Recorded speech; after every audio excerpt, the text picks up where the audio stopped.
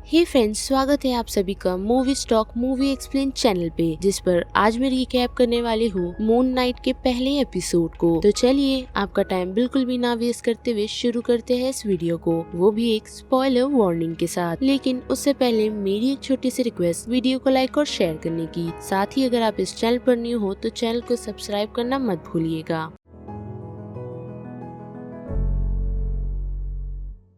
कहानी की शुरुआत हमें एक शख्स को दिखाकर की जाती है जो और कोई नहीं बल्कि आर्थर होता है, और वो यहाँ पर किसी तरीके की प्रिपरेशन कर रहा होता है। जिसके बाद वो अपने टेबल पे पड़े हुए ग्लास को तोड़कर और उसके ब्रोकन पीस को खुद की सैंडल में डाल देता है और उसे पहनकर आगे बढ़ जाता है। और अगले सीन में हम स्टीवन को देख सकते हैं जिसने खुद को बेड पर बांध रखा था, और वो बेड से उठकर जैसे ही फ्लोर पर पैर रखता है तो उसके कमरे में हम काफी सारी रेतियां देख सकते हैं जिसकी उसने अपने बेड के आसपास रेखाएं बना रखी है। और जिस तरीके का बिहेवियर स्टीवन का होता है तो उसे देखकर हमें ये समझ आता है कि उसे उन सारी चीजों का कोई भी नॉलेज नहीं है। साथ ही हम उसके डोर पर काफी सारे लॉग भी देख सकते हैं, और वो उठकर अपनी मॉम को कॉल करके सारी सिचुएशन बताता है और वहाँ से अपने काम के लिए निकल जाता है, जिसे देखकर हम कह सकते हैं कि स्टीव अपना दिन ऐसे ही शुरू करता है। और स्टीव की जॉब की बात करें तो हम देखते हैं कि वो एक एंशिएंट म्यूजियम में काम करता है, जहाँ पर हम एक छोटी लड़की को देख सकते हैं जिसे स्टीव इजिप्शियन हिस्ट्री के बारे में कुछ समझा रहा होता है कि मरने के बाद इंसान के दिल को छोड़कर उनके सारे ऑर्गन्स को निकाल दिया जाता है, क्योंकि परलोक में जाने के लिए उनके अच्छे दिल को ही चेक किया जाता था। जिसके बाद हम डोना को देखते हैं जो उसे आकर ये कहती है कि ये सारे काम तुम्हारे नहीं हैं, जो काम तुम्हें दिया गया है वही तुम्हें करना चाहिए। और हम देखते हैं कि स्टीव उस म्यूजियम में गिफ्ट स्टोर संभालता है, और डोना के वहाँ से जाने के बाद हम एक लेडी को देखते हैं जिसे देखकर हमें ऐसा ही लगता है कि उसे स्टीव से हमदर्दी है। जिसके बाद वो लेडी उसे डिनर की कंफर्मेशन के लिए पूछती है, जिसे सुनकर स्टीव उसे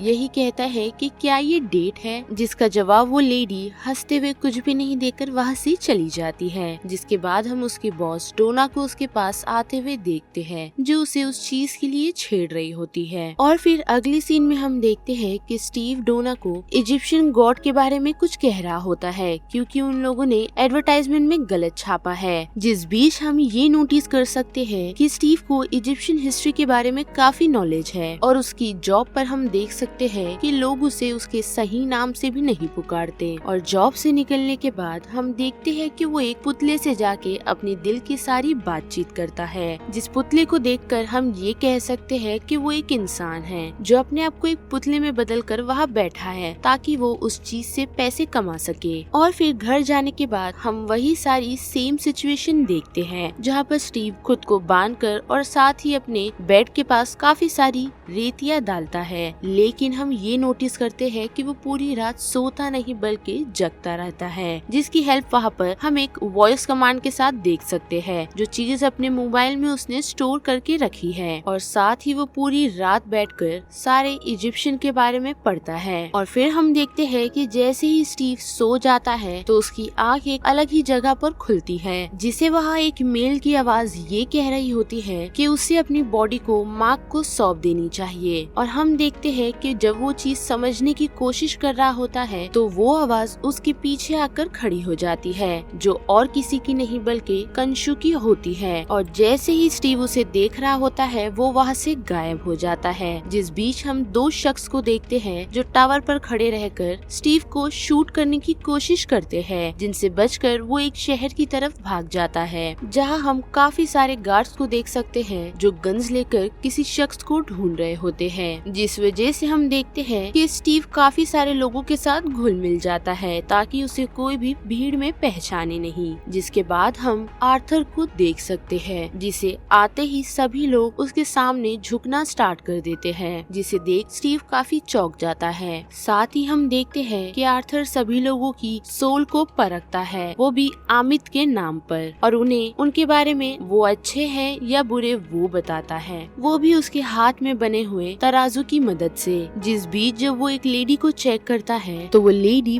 बुरी निकलती है और आमिद का नाम लेते ही वो लेडी की मौत हो जाती है। जिस बीच उसे एक गार्ड आकर के ये बताता है कि उनके काम को किसी ने इंटरप्ट कर दिया था, साथ ही उसने 2 शख्स को मारा है। जिस चीज को सुनकर हम देखते हैं कि आर्थर स्टीवन को ढूंढ निकालता है जो उससे स्क्रैप मांग रहा होता है, लेकिन हम देख सकते हैं कि स्टीव के दिमाग में ये आवाजें चल रही है कि उसे वो चीज नहीं देनी है। लेकिन हम ये नोटिस कर सकते हैं कि स्टीव उसे देने की काफी कोशिश करता है, लेकिन वो उसे नहीं दे पाता। साथ ही जब लोग उसे वहाँ से खींच कर ले जा रहे होते हैं तो अचानक से हमें एक ब्लिप दिखाया जाता है, जिस वजह से हम वहाँ पर कुछ लोगों की मौत देखते हैं, जिसे और किसी ने नहीं बल्कि स्टीवन ने ही मारा है, जिसे वो सारी चीजें याद नहीं होती और वो उस जगह से एक वैन के जरिए भाग निकलता है, जिसके पीछे काफी सारे लोग लग जाते हैं, जिनमें से वो कुछ लोगों को मारने में कामयाब होता है। साथ ही जब उसकी गाड़ी रुक जाती है तो वो ये नोटिस करता है कि उसके सामने खड़े शख्स की भी मौत हो जाती है, वो भी एक ब्रांच के जरिए। और उसी बीच हम देखते हैं कि स्टीव की आँख खुल जाती है, जो खुद पर ही हंस रहा होता है, मानो जैसे ये सब कुछ एक सपना था। जिस बीच उसकी नजर उसके घर पर रखी गोल्ड फिश पर जाती है, जिसे वो वही ले जाता है जहाँ से उसने उसे खरीदा था। साथ ही वो उसे ये भी कहता है कि जब मैंने इसे खरीदा तो उसकी सिर्फ एक ही पर था, अब उसके 2 पर है। जिस चीज को सुनकर वो स्टोर की ओनर काफी चौंक जाती है। साथ ही जब वो टाइम नोटिस करता है तो शाम के 5 बजे होते हैं, जिसे देखकर वो अपनी डेट के लिए निकल जाता है। जहाँ पर जाने के बाद जब वो उसी लेडी को कॉल करता है तो वो उसे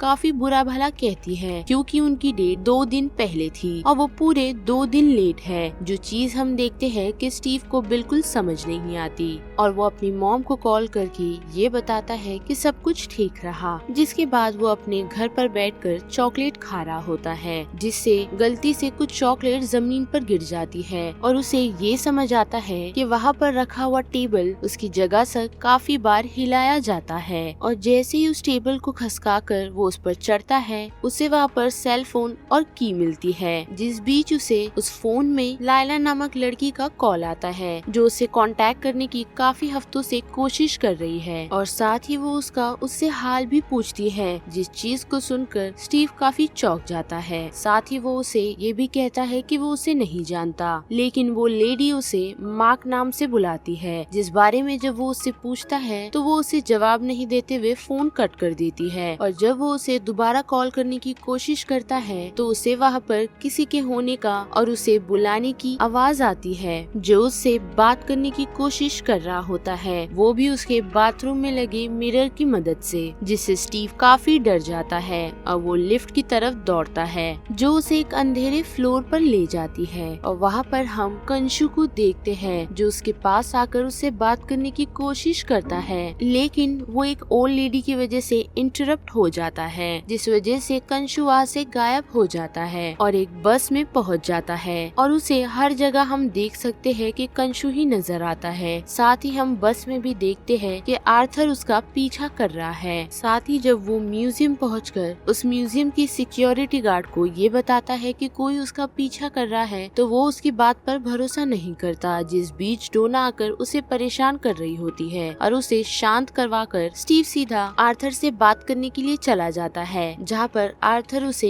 ये बताता है कि उसने उससे बिल्कुल सच कहा था। और जब वो एक सिक्योरिटी गार्ड को उसे रोकने के लिए कहता है तो वो उसे रोकता नहीं, बल्कि हम ये देख सकते हैं कि वो आमिद को प्रेस करता है और उसे नहीं रोकता। जिस बीच आर्थर उसे ये बताता है कि आमिद पूरी दुनिया में शांति फैलाना चाहती थी, जिस वजह से कोई भी क्राइम नहीं रहता और वो इन चीजों को अपनी पावर से जज करती, यानी कि इंसान के पैदा होते ही वो ये पहचान लेती कि वो अच्छाई या बुराई करने वाला है, जिस वजह से अगर वो बुराई करता है तो वो उस इंसान को उसी वक्त मार देती और इस वजह से दुनिया में शांति ही रहती। और हम देखते हैं कि आर्थर वहाँ पर स्टीव को उसकी अच्छाई या बुराई के बारे में बताने की कोशिश करता है और ये भी भरोसा दिलाता है कि उसके दिमाग में उसे जो आवाजें सुनाई देती है वो उन चीजों को रोक देगा। लेकिन वहाँ पर आर्थर को उससे कुछ भी पता नहीं चलता, बल्कि वो उसे ये कहता है कि तुम बर्बादी ला सकते हो। जिस चीज को सुनकर स्टीवन वहाँ से भाग जाता है और फिर रात के वक्त हम देखते हैं कि स्टीव जब अपना स्टोर क्लोज करता है तो उसे वहाँ पर एक डॉगी के होने होने का एहसास होता है जिसे वो आवाज देने लगता है तो वो उसे नहीं मिलता